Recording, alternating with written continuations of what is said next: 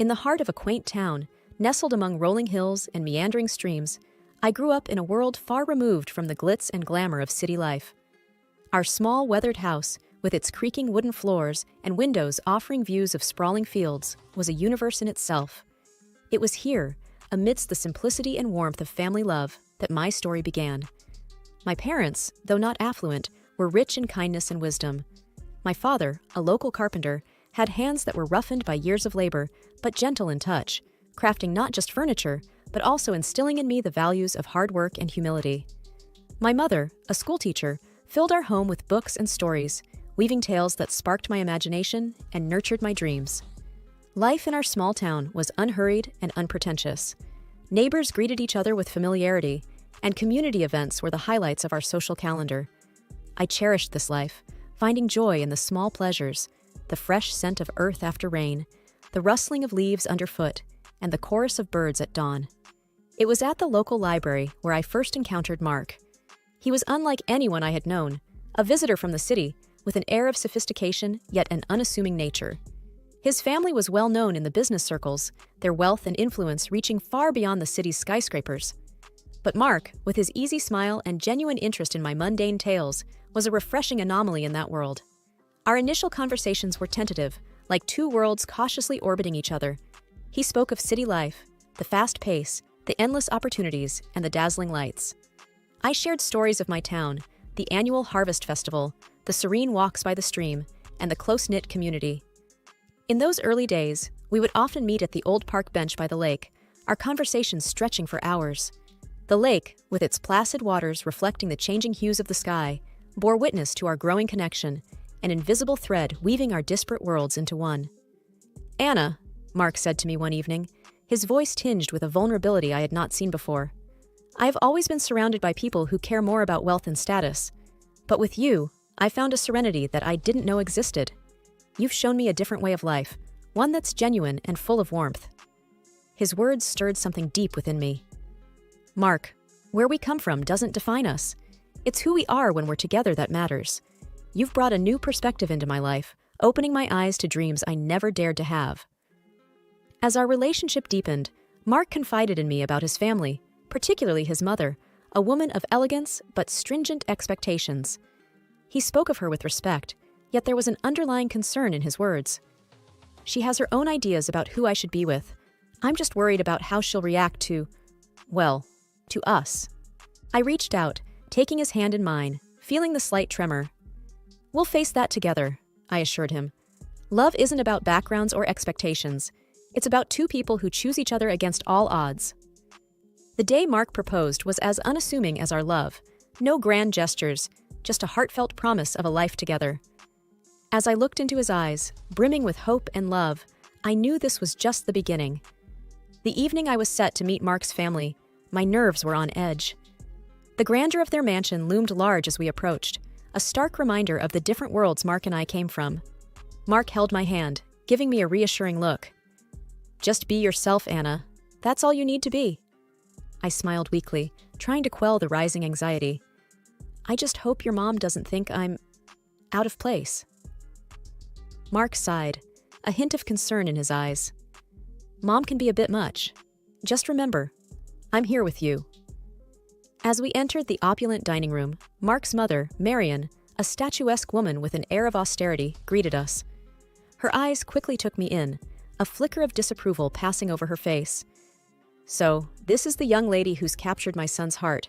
Interesting choice, Mark." Dinner was an elaborate affair, the table set with dishes I couldn't even name.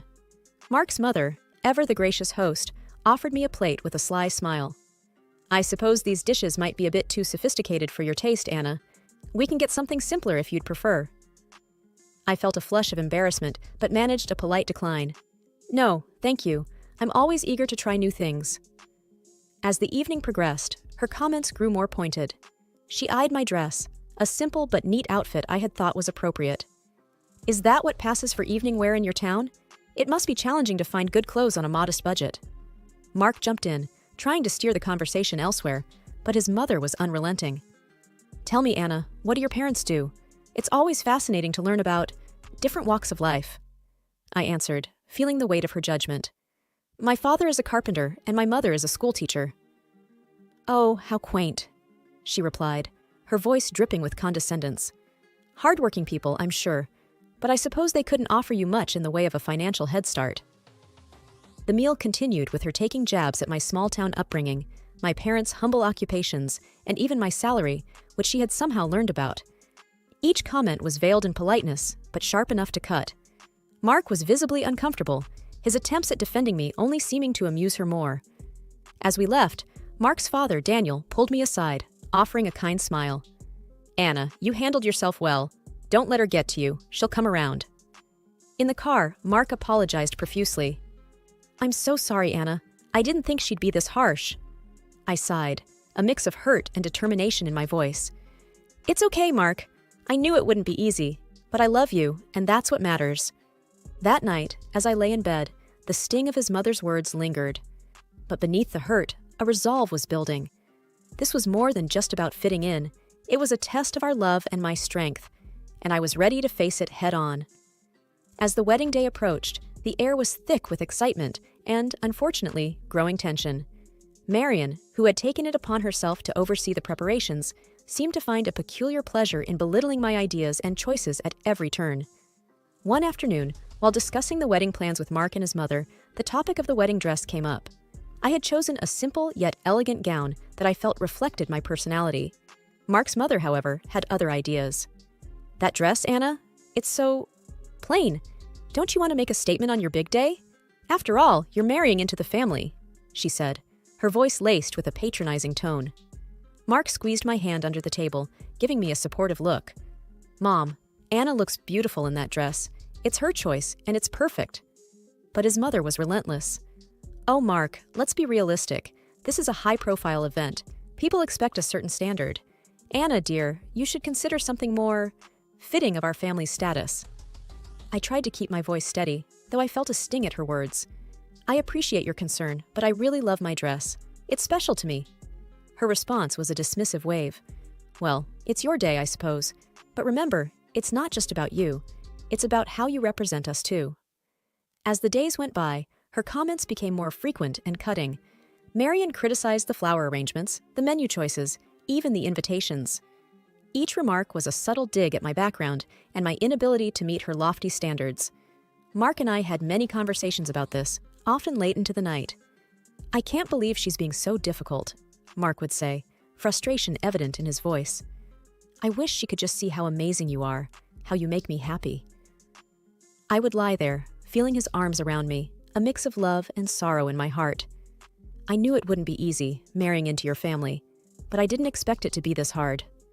The wedding day dawned bright and clear, a stark contrast to the turmoil churning within me. My parents and I had worked hard to make everything perfect, despite the constant criticisms from Marion. As I dressed in my simple but elegant gown, I hoped the day would pass without incident. The ceremony was beautiful, filled with love and heartfelt vows. Mark's eyes shone with affection and promise as we said our I do's. However, looming over the joyous occasion was the apprehension of the reception to follow, particularly the speeches. As expected, Marion took the microphone, her presence commanding the room's attention. The air was thick with expectation as she began to speak. "Ladies and gentlemen," she started, her voice loud and clear, "today we have gathered to witness the union of my son Mark with Anna, let's say, a person from a different circle." Whispers spread through the guests. I felt a cold shiver run down my spine. She continued, her words sharp and unyielding. "While some may commend Mark for his charitable heart in lifting a beggar from the streets, we must be cautious. It's essential to keep our family's reputation and standards high, not let them be diluted by those who are clearly freeloaders, seeking to elevate their status by clinging to a family of higher standing." The room fell into a stunned silence. My parents looked at me, their faces a mix of shock and hurt. Mark's face was a mask of disbelief and anger. The guests, a mix of our friends and Mark's high society acquaintances, looked on uncomfortably, unsure of how to react. My heart sank, and a profound shame washed over me. Her words, so cruel in public, were more than just insults. They were a deliberate attempt to shame and belittle me in front of everyone we cared about. As she concluded her speech with a forced toast to our future, the applause was hesitant and muted. The room was enveloped in an awkward silence, the joy of the occasion marred by her venomous words. Mark stood up, his voice trembling slightly. "I'm sorry, Anna. This isn't what I wanted." His eyes were apologetic, filled with a mix of love and sorrow. I looked around at the shocked faces of our guests, feeling incredibly humiliated. The weight of her words hung heavily in the air, casting a shadow over what was supposed to be the happiest day of our lives. The atmosphere at the reception was still tense following the disparaging speech by Mark's mother, when his grandmother, Mrs. Eleanor, a figure of respect and authority in the family, requested the microphone. Her poised demeanor and serious expression immediately drew the attention of all the guests. "Good evening," she began, her voice clear and firm. "I have something important to say. Anna, you have faced unwarranted criticism today, criticism that no one deserves, especially not on their wedding day." I looked up in surprise, and Mark, beside me, appeared equally astonished. Mrs. Eleanor then turned towards Marian. "It seems we have forgotten our own past and where we come from. Let me remind everyone here, especially you, that before you were the lady of this house, you were a maid working under this very roof. It was here that you met your husband." A hush fell over the room. Mark's mother's face turned a shade paler, her eyes widening in shock and embarrassment. Mrs. Eleanor continued, her tone unyielding.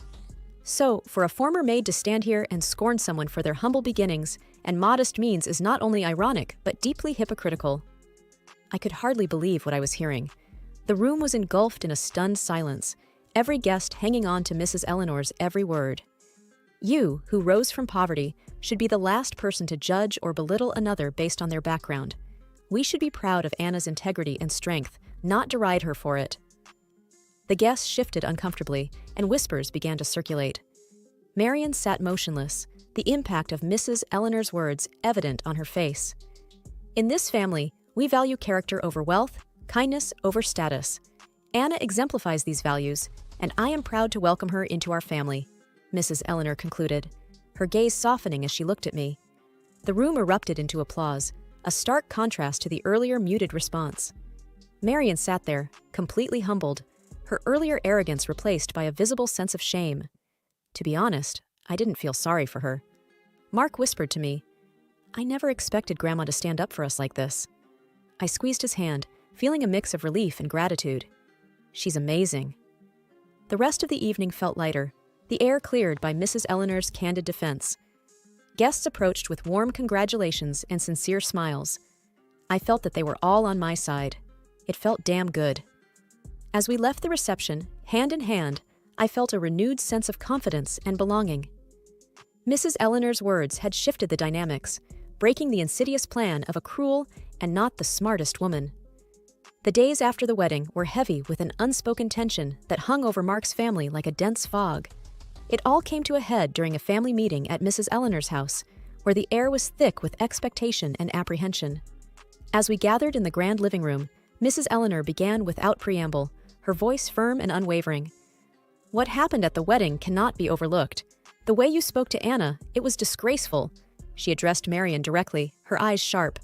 Mark's mother, usually so composed, looked smaller somehow, her usual confidence diminished. "Eleanor, I've already apologized to Anna," she said, her voice tinged with a hint of defiance. "It's not just about an apology," Mrs. Eleanor retorted. "Your actions reflect on this entire family. You've become accustomed to a lifestyle funded by the family's money without appreciating its value." Mark's father nodded in agreement, his expression serious. "My mother is right. You've lost sight of what's important." Mrs. Eleanor then laid out her decision, each word deliberate and clear. "I've decided to cut off the financial support you've been receiving. It's time you start contributing to this family instead of just taking. You'll need to find a job and learn to live within your means." The shock on Marian's face was evident. She turned to her husband, seeking support. "You can't agree with this? She can't just cut me off like this." But Daniel surprised her. "I stand with my mother on this. You've gone too far this time. It's for your own good." Marian's eyes filled with anger and disbelief, her usual poise crumbling under the weight of her new reality. Mark, who had been silent, spoke up, his voice steady. "Mom, Grandma's decision is harsh, but it's fair. You need to understand the impact of your words and actions." I sat there, watching the scene unfold, feeling a mix of sympathy and relief. Mark squeezed my hand under the table, a silent show of support. The meeting ended with Mark's mother in a state of shock, the reality of her situation slowly sinking in. She was obviously used to living at the expense of her family, and all thoughts of work caused her a migraine. I could barely contain a chuckle. As we left, Mark leaned in close. I never thought I'd see the day when Mom would be at a loss for words, but maybe this is what she needs to change. I nodded, feeling a cautious hope for the future. Perhaps this will be a new beginning for her, for all of us. The family reckoning had been tough but necessary. It was a pivotal moment that promised to reshape the dynamics within Mark's family, hopefully for the better. The honeymoon was a welcome escape for Mark and me.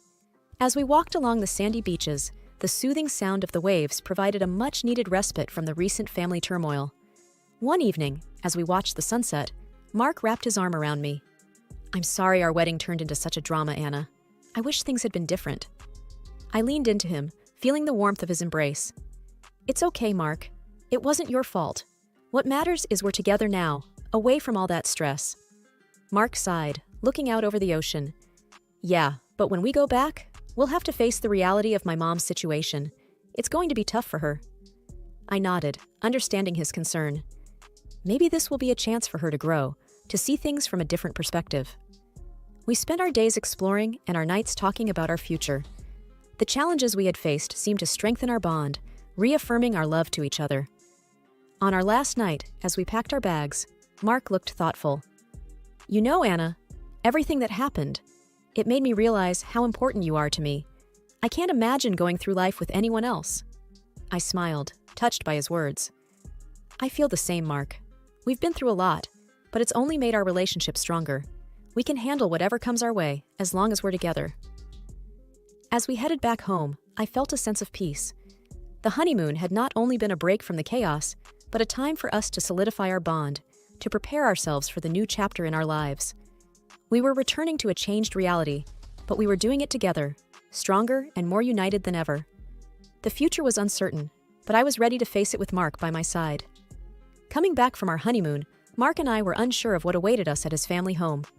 The car ride was quiet, both of us lost in our thoughts about the new family dynamics. As we arrived, the first thing we noticed was the absence of Mark's mother. Inside, we were greeted by his grandmother, Mrs. Eleanor, who wore a knowing smile. "Welcome back, you two.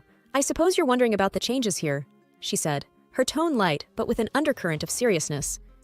"Yes, where's Mom?" Mark asked, looking around. Mrs. Eleanor took a deep breath, her smile still in place. "Well, after you left, Marion caused quite a scene. Demanded that I restore her financial support. When I refused, she decided to leave. She's now living in a small apartment and, from what I hear, is looking for a job." Mark and I exchanged glances, the news sinking in. It was a drastic change from the luxurious life she was used to. "And there's more," Mrs. Eleanor continued, leaning in as if to share a secret. "Your father is considering a divorce. He's had enough of her antics. Seems like she finally pushed him too far. Well, she brought it upon herself." Mark's expression was one of shock mixed with a hint of relief. "I can't believe it. I mean, I knew things would change, but this is more than I expected." I reached out, touching his arm. "It's a lot to take in, but maybe this is for the best. A chance for everyone to start fresh, on a more honest footing." Dinner that night was an oddly serene affair. The absence of Mark's mother felt, but not in the way we had anticipated. The conversation was more open, and for the first time in a long time, it felt like there was a real sense of family. As we drove home later that evening, Mark was pensive. "I always hoped for a change, but I didn't expect it to happen like this. It's going to be a big adjustment for Mom." I nodded. "It's a tough situation, but maybe it's a necessary step for her to grow, and for your dad too, to find some peace." The ride home was reflective, both of us contemplating the new reality we were returning to. The family we left before the honeymoon was not the same one we were coming back to. It was a sobering thought, but in many ways, a hopeful one. Change, though painful at times, was often the path to something better, and we were ready to face it together.